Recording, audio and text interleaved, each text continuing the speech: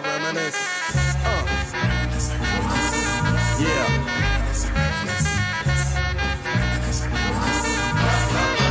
Hey everyone, it's Kennedy again, and today I have my first guest, Fantasia. How are you today? I'm good. How about yourself? I'm good. Nice to see you again. Love the energy.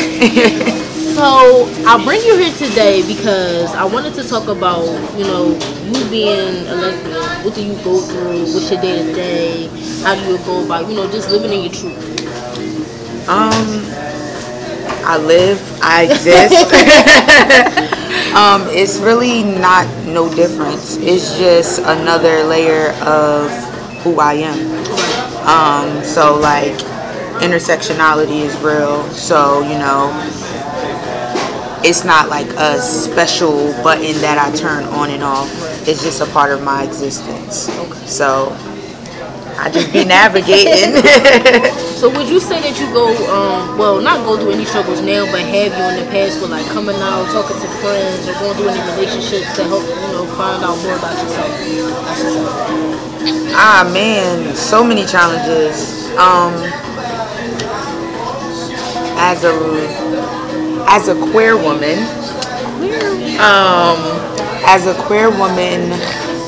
who is not necessarily like cisgendered. Okay. I've explored not just my sexuality, I've explored my gender, I explored masculinity, I've explored femininity.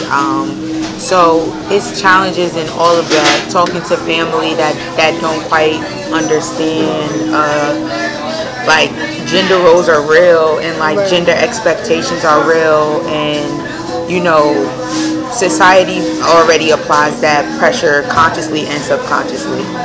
From basic things of like the men's and women's room. You know what I mean? And that genders people alone. So every day is a challenge, So, like, for the people that don't understand, like, would you say has it been hard to get them to understand, and have you ever, like, fed into it too deep for them to understand, or was it just something that you felt that you could teach them, and if they don't, want to accept it, it is what it is? I always feel like it's important to, like, share knowledge, because knowledge is a privilege. Everyone doesn't have access to knowledge. Because everyone doesn't have the opportunity to be taught. So if I have the opportunity to teach people, I like to seize it. So I guess it's just the difference of knowing like the difference between people willing to learn and not willing to learn. Because I've had family members that was open and receptive to learning different gender identities and sexual orientations, and ask questions, and was just like, is this offensive, is this not, and they wanted to learn. And in those cases I share knowledge, but in some cases everybody don't really want to learn. So it's important to definitely learn when to take a step back and when to take a step forward. Okay. I like the answer. That was good. So would you say that, like, within the LGBTQ community, like, would you also say that people stem away from, like, certain orientations? Like, for instance, like, it may be lesbians that don't talk to bisexuals. Absolutely. And, things like that. Like, have you ever felt like somebody didn't appreciate you for being queer, or you didn't identify as what they identify as? Absolutely. Like, the outside world have their own expectations and thoughts of like what it's like to be in the LGBTQ plus community. But like even within it itself, it's so many like expectations and roles and stigmas and everything like that. So you do have common stigmas that like, oh, bisexuals are confused, and it's like, no, they just like what they like, same as everyone else.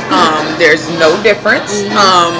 So there is like that stigma around that, and then there's even stigma around like labels, and when you identify as a certain label, such as like stud or AG and like. Yeah, tell us more about this. So how do you feel about like the stud, the femme, the thing, like things like that? There's so many labels.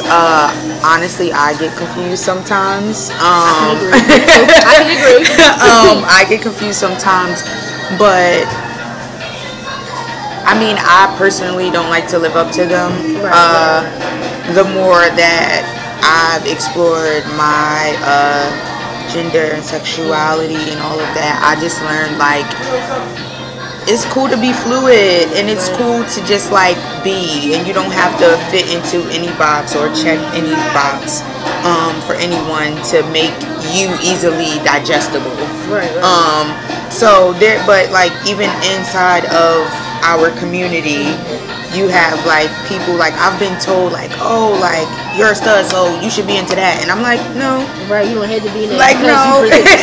Right, and it's just like, you know, I've had like women tell me like, oh, you're not like a queen, you're like a king, and I'm like, no. So you know, like there is definitely an expectations and stigmas. Yeah, so you know, oh within our own community that women put on to women to fulfill a certain amount of masculinity. And speaking of masculinity, like, do you feel like with, you know, when they say studs and femmes like that, so even though I am in the community, like, I always wondered, like, you know, why women did dress up like men if they don't like, you know, men. But now that I'm getting another perspective from it, you could be, you know, you could just be, like, you know what I'm saying? Like, you can dress up like whoever or whatever you want to dress up like. So, with that being said, like, do you ever feel like people look at you weird or funny for dressing the way you dress when it's so common now, like, even still? I'm actually... So I wear both women and men clothes. Okay. And I always find it so interesting when like men come up to me and they're like, yo, I like your outfit. And I'm like, don't you? Like, if only you know, because I'm presenting it in what seems to you a more masculine way, right, it is automatically perceived as men clothing. Right.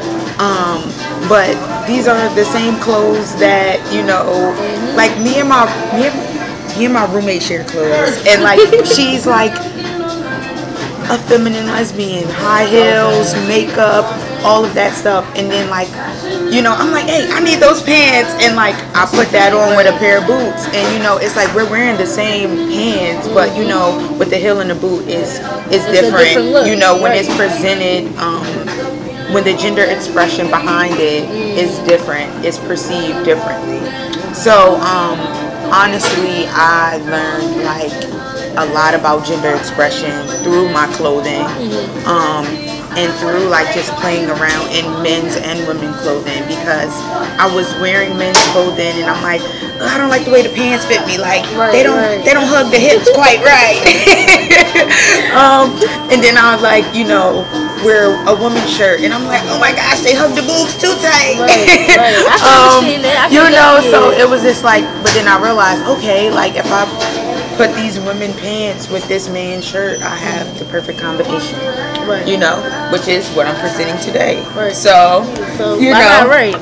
So, okay, as far as like, you know, we got the labels, we got the looks. So I want to say, like, let's talk contributions. Let's talk about, like, how do you contribute to the community, like, you know, as far as events. Like, you know, I do see that, you know, like, outfits, stuff like that. But, like, do you ever see yourself, like, you know, doing an event or going to, like, smaller events to support and things like that? So, I'm actually pretty active in a lot of, like, events.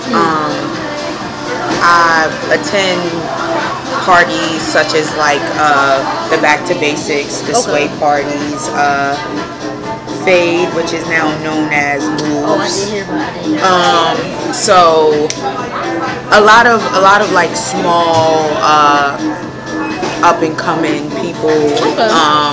And I also do like small things myself.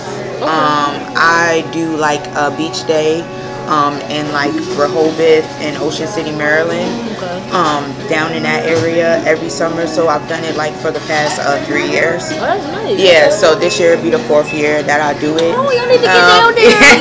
Yeah, so it's that's called the LGBT plus beach takeover. I also do like I did like a Halloween party back in October. So I'm definitely trying to like get more active into like just creating more spaces for people to come together, like outside of the typical club atmosphere.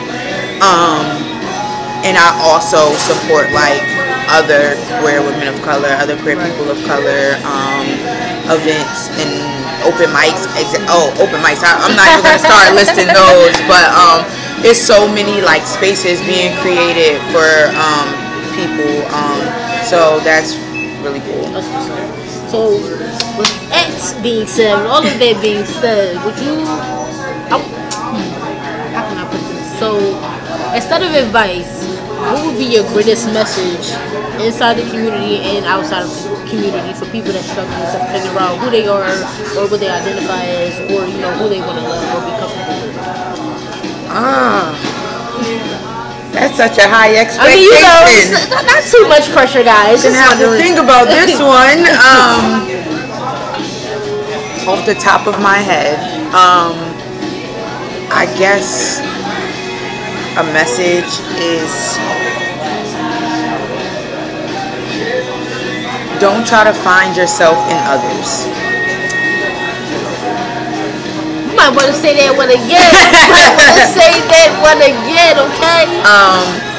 Yeah, because I feel like we do that so much in this world, especially with like social media and everything like that. And sometimes when you don't know, you try to cling to things that are near. So yeah, don't try to find yourself in others. So that's all for today, guys. Again, this is Fantasia. So glad to see you again. Thank you. And that's all, folks. Now my grapefruit truth, I dominate, break loose, giving Mike's minstrel cycles, streets disciple. I rock beats that's mega trifle and groove even smoother than.